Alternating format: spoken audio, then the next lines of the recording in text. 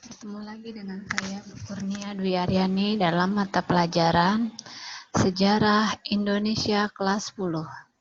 Ya. Nah, nih. Untuk minggu kedua ini kita masih tetap ya membahas tentang berpikir sejarah.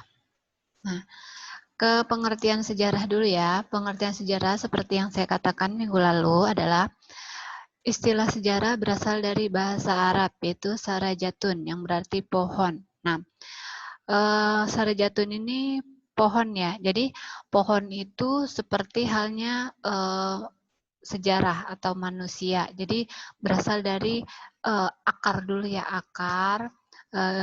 Berasal dari kecil, lama-lama tumbuh menjadi besar. Ya, dari biji lama-lama tumbuh menjadi besar. Begitupun kalian ya. Kalian merupakan sejarah. Sejarah berasal dari bayi dulu. Bayi itu berasal dari mana? Ayah dan ibu kalian. Ayah dan ibu kalian berasal dari mana?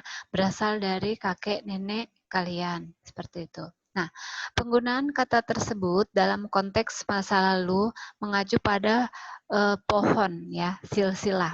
Dalam hal ini, arti sejarah itu hanya mengacu pada masalah asal-usul keturunan seseorang.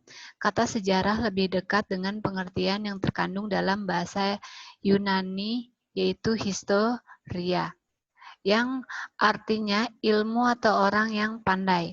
Sedangkan bahasa Inggrisnya adalah history, masa lampau. Nah, selanjutnya menurut bahasa Jerman yaitu Geschichte, sesuatu yang terjadi. Jadi, kita belajar sejarah itu untuk mengetahui masa lalu kita keturunan apa gitu. Maksudnya kita keturunan darah biru atau darah apa gitu ya, biar mengetahui asal-usul nenek moyang kita ya. Selanjutnya. Nah, kita ke kronologis.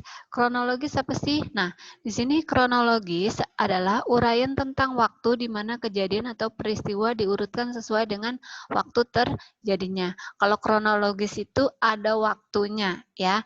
Jadi enggak manjang tanpa kejelasan tapi ada waktunya. Jadi contohnya di sini kayak Kerajaan Singosari. Nah, Kerajaan Singosari di sini kan ada waktunya. Ya, jadi waktu memerintahnya ini ada waktunya ya. Seperti Ken Arok. Ken Arok ini memerintah Kerajaan Singosari yaitu pada tahun 1222 sampai dengan 1227 Masehi. Rajanya adalah Ken Arok. Nah, setelah Ken Arok turun, nah digantikan oleh Anuspati. Pada tahun berapa? 1227 sampai dengan 1248 Masehi. Rajanya yaitu Anuspati. Nah, selanjutnya digantikan oleh Tohjaya. Tohjaya di sini memerintah hanya 1 tahun ya. 1247 Masehi. Nah, selanjutnya oleh Raja Waguni.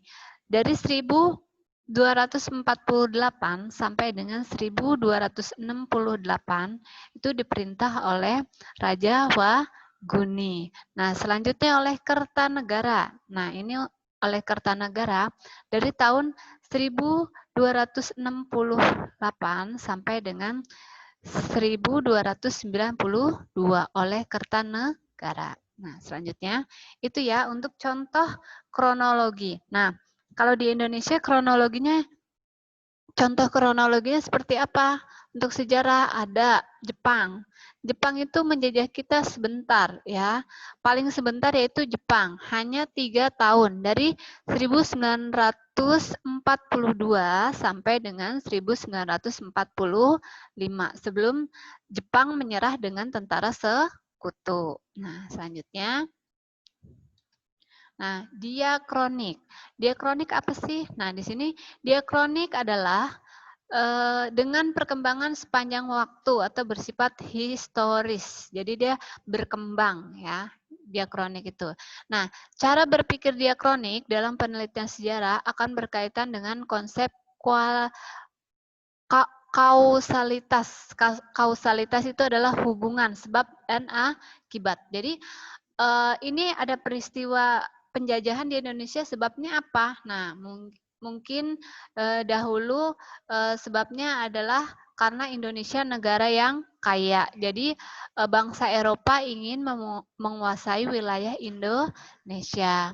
Nah, selanjutnya dalam penelitian dan penulisan sejarah, cara berpikir diakronik sangat tergantung terhadap dua hal, yaitu kronologi dan periodisasi. Nah,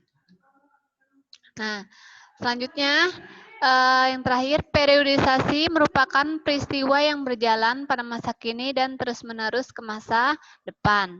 Dalam historiografi, dalam tradisi membuat pembagian waktu atau periodisasi yang disusun oleh Celarius, yaitu zaman kuno, zaman pertengahan, dan zaman modern. Nah, itu menurut pembagian periodisasi bangsa Barat. Nah, kalau periodisasi di Indonesia sendiri atau sejarah Indonesia, itu yang pertama zaman Praaksara. Nah, zaman Praaksara di sini adalah zaman pada saat belum mengenal tulisan, ya.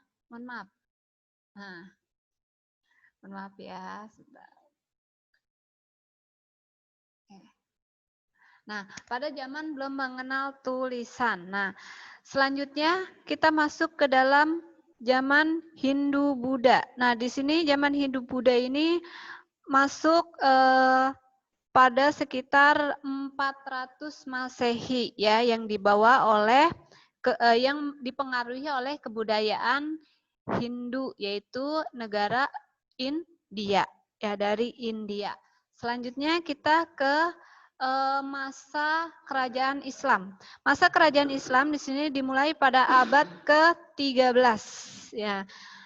Nah, sempat seketika bangsa Eropa datang. Jadi kerajaan Islam ini juga pada saat ada kerajaan Islam masuk, ya, masuknya bangsa Eropa ke Indonesia. Nah, lalu ada masuknya masa kolonialisme dan imperialisme bangsa Eropa. Jadi masuknya bangsa Eropa ke Indonesia. Jadi masuknya bangsa Eropa ke Indonesia ini pada abad ke-16, ya. Sebenarnya pada akhir abad ke-15, ya, Belanda datang ke Indonesia itu sekitar 1590 sekian, ya. Lalu setelah masa kolonialisme dan imperialisme, masuklah masa pendudukan Jepang. Nah, masa pendudukan Jepang ini yang tadi sudah saya katakan, ini mulai sekitar 1942 sampai dengan 1945, hanya 3 tahun, ya. Lalu masa revolusi. Nah, masa revolusi dimulainya pada proklamasi kemerdekaan 1945, ya, pada tanggal 17 Agustus 1945, yaitu pengakuan kedaulatan Indonesia oleh bangsa Belanda, ya. Lalu setelah revolusi adanya Orde Lama. Orde Lama ini dimulai pada tahun 1950 yang dipimpin oleh Soekarno. Nah, oleh Soekarno, lalu sampai dengan 1967, ya, kepemimpinan Soekarno. Selanjutnya ke masa Orde Baru. Nah, masa Orde Baru ini dimulai pada tahun 1966 sampai dengan 1998. Nah, masa Orde Baru ini dipimpin oleh Presiden Soeharto. Nah, selanjutnya ke masa reformasi. Masa reformasi ini dimulai pada tahun 1998 sampai masa sekarang. Berarti kita hidup di era reformasi. Sudah. Saya akhiri. Wassalamualaikum warahmatullahi wabarakatuh. Untuk tugas, ya, karena sudah minggu kedua, kalian tugas di LKS halaman 6, tugas 1 dan 2, ya. Pokoknya 1 dan 2. Tugas 1 dan 2 dikumpulkan di classroom, kalau enggak via WA boleh, baik IPA maupun IPS. Sekian, saya akhiri. Terima kasih.